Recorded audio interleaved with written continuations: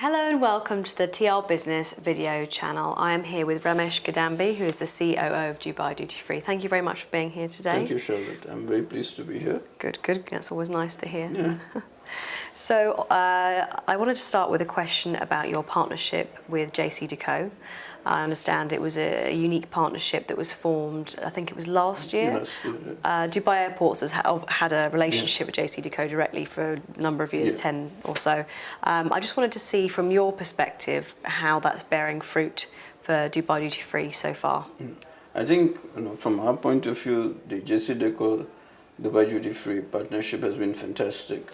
It gave both JCDecaux and Dubai Duty Free and also Dubai Airports a way to communicate with the passengers in a manner that is much more integrated in terms of with our retail development and with all the relationships that we have with the different brands.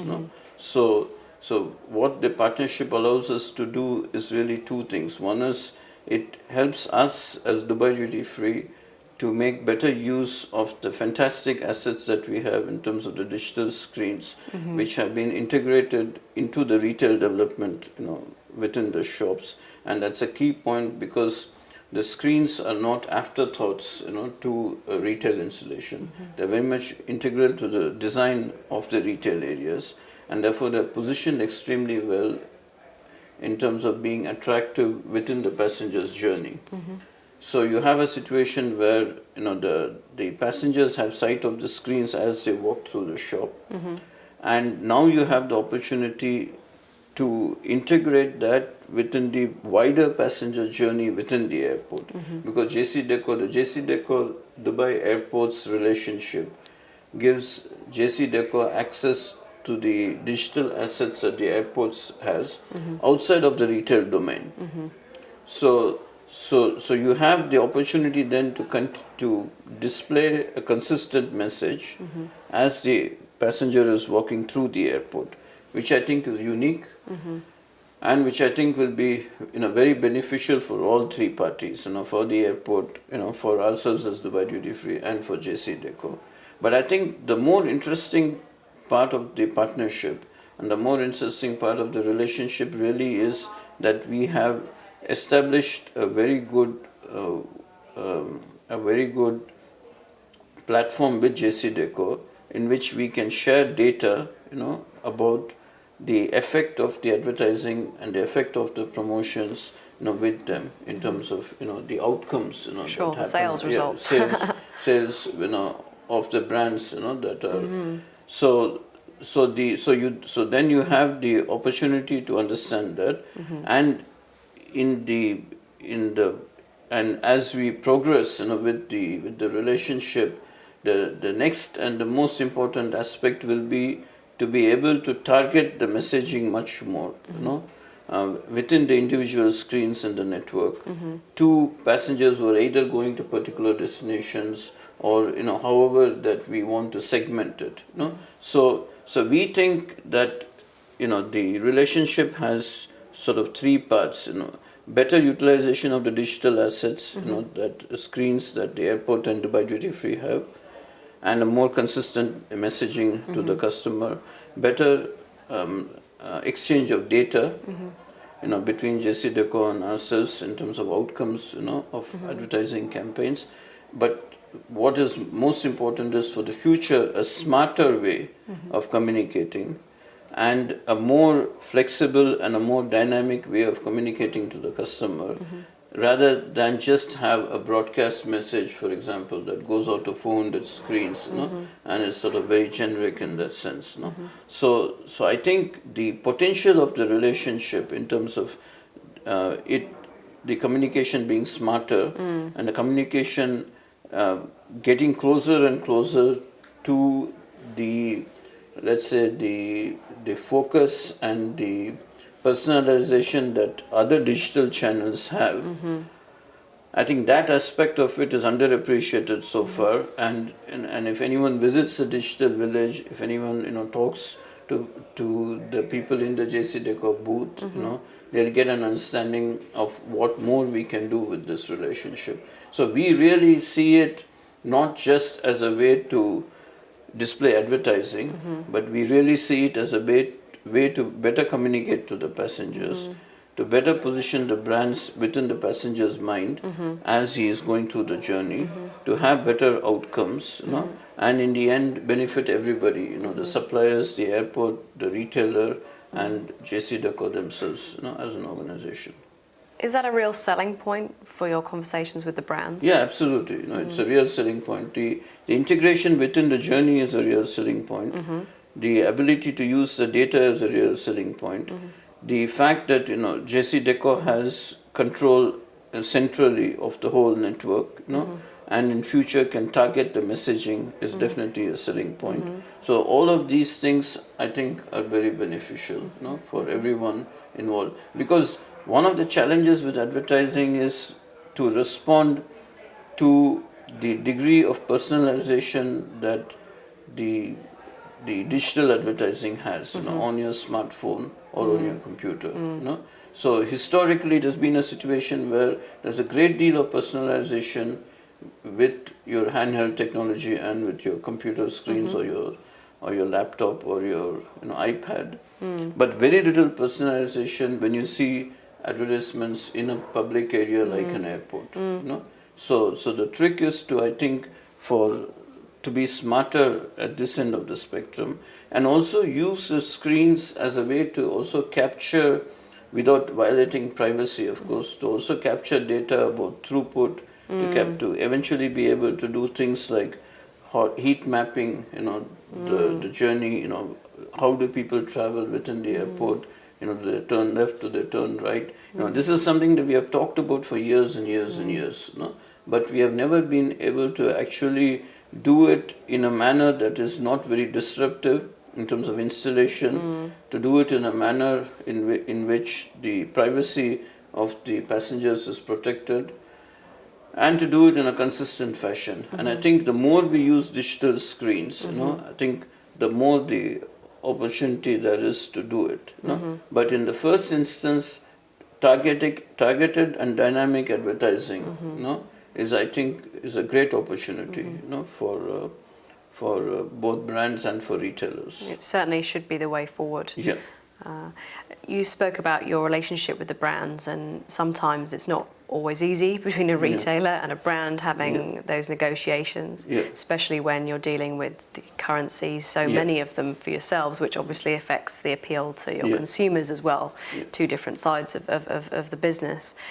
So having something like this is something nice to have in your armory when you're coming to a brand. I mean, in terms of currency fluctuations, volatility, how is business at the moment? Are you suffering from one devaluation or another at the moment, or I is think it okay? The currency story in general has been negative for us. What I mean by that is the strengthening of the dollar is a net negative. Of course. Whichever way you slice it and dice it. And as you know, the dollar has strengthened against all of the major currencies of our customers. It has strengthened against the rupee, it has strengthened against the Chinese yuan, it has strengthened against the ruble, it has strengthened to some extent against the euro, it has strengthened against sterling, but with volatility. So the combination of volatility and general strengthening of the dollar against any basket of currencies that you pick, and especially the basket of currencies that more reflects the spend from the spending, the regions from which our customers come. For example, our business is about 18% to people going to Europe, about 17-18% people going to the Indian subcontinent, 24% going to the Far East, sort of 5-6% going to Russia, single-digit percentages for Africa, single-digit percentage for the Americas. So when you look at that, you are in a situation where the dollar has, where you don't have spending from the United States, or where the dollar is their own currency. that the proportion of that spend is very small compared to the impact of the strength of the dollar in all these other regions. So customers coming from Europe, from the Indian subcontinent, from the Middle East. Middle East is mixed because in the Middle East you have fixed exchange rates in several countries, but definitely Europe, Indian subcontinent, and the Far East. You have negative impact of the dollar strengthening because the customers perceive then your prices to be more expensive, because in Dubai and in the United Arab Emirates our currency is pegged to the dollar. So effectively it's a dollar price of the products. So that's the reason that it gets more expensive. And then with weakness in currencies like sterling, eventually it feeds into the input prices for us. And I'm sure that that the suppliers are tracking the currency weakness, and at some point in time it will increase the costs for the product. So what we found is that even though in a general sense there was strengthening of the dollar through the course of the year, it was much more pronounced with the Turkish lira crisis and the impact that it had on emerging market currencies. The effect of the dollar was much more pronounced in July, August, September. And we saw strong growth in the business from January to June. And then the business softened a little bit in July, and softened more in August, and softened even more in September. And you're saying that was due to the Turkish lira? I think the currencies have played a part. Though that's not the only reason. I think the passenger growth has also moderated. We would know the figures as of the end of September, from Dubai airports in the beginning of next week. But our internal guess is that September was a month where there was, either flat or slightly negative growth. So for the year, we think from January to September there may be at the most single 1% growth in the passenger traffic. So you have moderation in terms of passenger growth. You have strengthening currencies. Plus, in a broader sense, we find that with all these different economies, with the geopolitics, with everything that is happening, I mean, the conference spent a lot of time, on Monday on geopolitics. We don't want to reprise that, but one can say that all of these factors are the amplitude between crises is decreasing. So the amount of time that the consumer is, let's say, in a relatively crisis-free time is reducing, and that's also impacting consumer sentiment. So, and whilst all this is happening, there are other factors, like high oil prices, which will again impact the airlines in the region, airlines in general, because jet fuel is such a big part of the costs, and they may try to push some of the costs, as surcharges, to the passengers if oil continues to remain north of $85 a barrel, and that would be of a concern to us. But with oil, it's always a complex situation, with it has differing impacts on different things. So in general, to answer your question, we had good growth in the first 6 months, moderation in the third quarter. So as a net result, as of the end of September, we are about 7% up over last year. Okay. So with that combination of factors, are you still looking on track for the 2 billion at the end of this year? So far, as of 3rd of October, I'm still on track to hit the 2 billion mark. I think if we finish the fourth quarter with sales that are comparable to the fourth quarter of last year, then we are confident that we reached the $2 billion mark. So Dubai Duty Free is getting used to constant volatility on one axis or another, and that perhaps is the way forward for a number of years at this point. To a certain extent, in a lot of regions in duty-free and travel retail, that is also the case, particularly in the Americas, as we know. So perhaps not new there. Talking about your relationship with Dubai Airport, obviously is fantastic. It's unique. Obviously you are the core retailer, and there is a phenomenal amount of retail space you have. However, they also have brought in some other operators, and it was interesting to see the introduction of H&M. Sorry? H&M in April. How do you feel about the introduction of these brands and these operators, especially in a climate where we're finding that we're speaking more and more to airports that are making these moves? As I said, obviously your relationship with Dubai Airport is unique, and it's not like some of the others, but there is still that those other names, and not necessarily competitors, but other brands, other companies. Yeah. And I think from Dubai Duty Free's point of view, we are the preeminent retailer at Dubai airports, and by any metric, by revenue, by the amount of space that we have, or by any standards whatsoever, we are the dominant retailer at the airport, and we have a special relationship with Dubai Airport. It's also true that from Dubai Airport's point of view, they have their own, let's say, objectives and their own strategy in terms of meeting the requirements of the passengers going through the airport in the manner that they see fit for themselves. And sometimes you have alignment of that, and sometimes you may not have an alignment.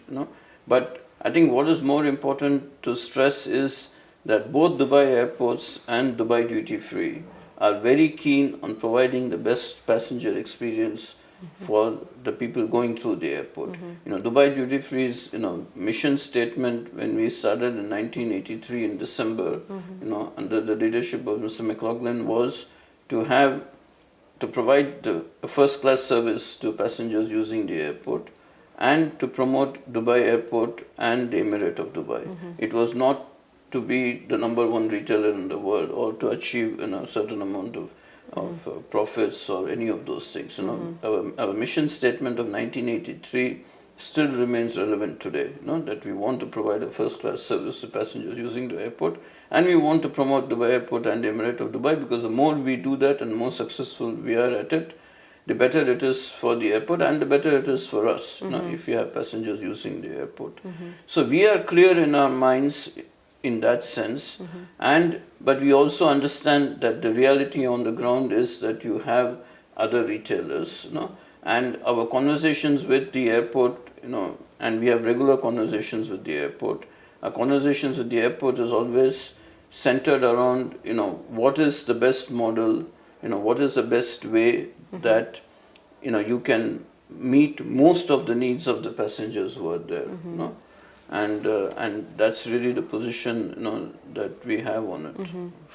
It's interesting. I've been speaking to Eugene Barry at Dubai Airports, and he said that there's been this move into creating districts at the airport, hence the introduction of H&M.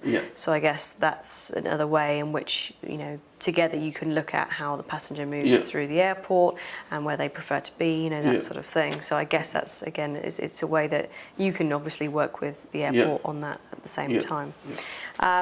Spoke briefly about brand discussions, and obviously negotiations aren't always easy, especially when they're dealing with euros and converting to dollars. We hear a lot of critique about some of the retailers pushing the margins further and further up, and the pressure's becoming too much, and perhaps forcing some brands actually out of the channel completely.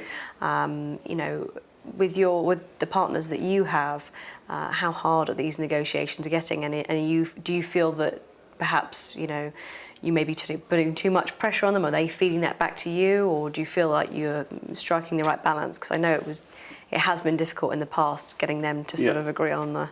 Yeah, I think, Naisha, that from our point of view, when you look at these relationships, these partnerships in 2018. We, with the brands and with most of my discussions, during this week, we want to change the conversation, and we want to move away from just talking about margin. And the reason I say that is because the challenge to the channel and the challenge to the travel retail industry in general is not, the issue of, margin is not, as I would say, existential. as the challenge that the e-commerce players, and especially the pure play e-commerce players, the challenge that they are posing in terms of their technology, their closeness to the customer, the incredible amount of data that they have on the customer, their ambition, their size, all of those factors make them a much more, let's say, a much more important aspect to consider, and to shift the conversation more to how the brands and the retailers can work together in order to provide a better experience and to provide a genuine, the competitive alternative to the e-commerce players. So my feeling is that that better cooperation on customer information, better cooperation on customer insight, better acquisition and retention of customer data, and complementing the brand's reach with the consumers, because the brands are also communicating, all the major brands are communicating directly to the consumer, right? And nowadays even FMCG, fast-moving consumer good brands are communicating directly to the consumer, leave alone, travel, retail and luxury and so on. So how to complement that with the broad reach and the broad understanding of the customer that an airport retailer has, and if you extend that the airport itself has, in terms of knowing what the customer has done through the journey. So complementing those two things and tackling the problem of the pure play e-commerce players who are extremely ambitious, extremely ambitious. Like for example, Alibaba has a stated ambition after they, purchased Kainan, the logistics company, to deliver an order to any customer anywhere in the world, within 72 hours. So the pure play e-commerce players are attacking the core competitive advantage that the travel retail channel has, which is instant gratification, attractive prices, an attractive shopping environment, and convenience. So they are striking at the heart of that proposition. So I think the time of people like myself and the rest of our team is better spent in the conversations with the brands in tackling that issue than to keep on talking about margins, which we have been talking about for 25 years. And some retailers will continue to do so, unfortunately. Yeah. But yes. No, it's fine. I mean, what I'm saying is, I'm not saying that you ignore the commercial reality of these things, because the conversation about margin is not an abstract conversation. The conversation about margin is a conversation about competitiveness, and being price competitive with the other channels like the domestic market. So it is a very important conversation to have. But what I'm saying to you is that when we look ahead 2 years, or look ahead 3 years, or look ahead 5 years, the other kinds of challenges are much more fundamental, because once the pie starts shrinking, you can debate about margins till the till the cows come home. But what use is that when you're losing share as an industry, forget about the individual retailers, but when you're losing share as an industry to either to the pure play players or even to the brands who are going directly to the consumer and are doing fulfillment with the consumer in mono brand outlets. So those are the real threats that we have, and not to mention the fact that the brands are consolidating, and they are also becoming more and more powerful. So I think to us, those are the things that are as worrying, as what's happening, on margin. Well, thank you very much for your time today. It's been great having you here, and hope to see you soon. Okay, thank you very much. Thank you. Glad to have this conversation. Thank you.